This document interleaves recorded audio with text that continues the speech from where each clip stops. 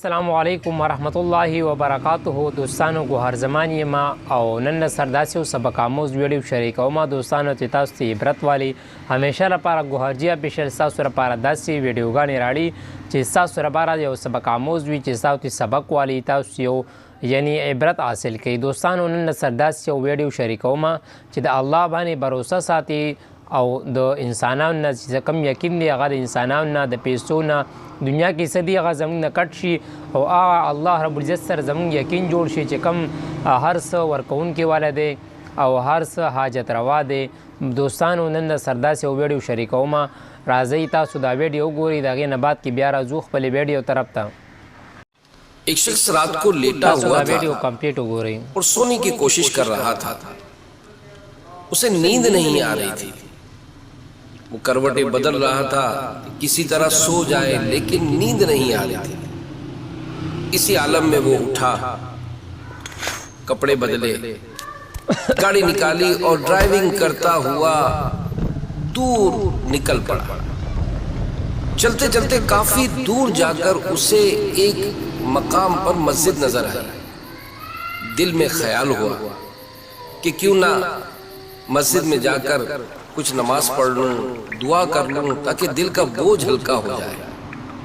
وضو کیا اور جیسے ہی مسجد کے ہال میں داخل ہوا تو اس نے دیکھا کہ ایک شخص محراب کے پاس بیٹھا دعا کر رہا ہے اور رو رہا ہے.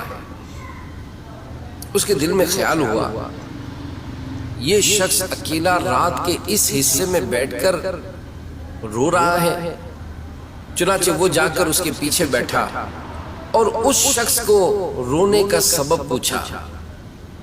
اب اس شخص نے یہ جواب دیا کہ میری بیوی کا آپریشن ہے اور مجھے پیسوں کا انتظام کرنا تھا لیکن اب تک رقم کا انتظام ہو نہیں سکا.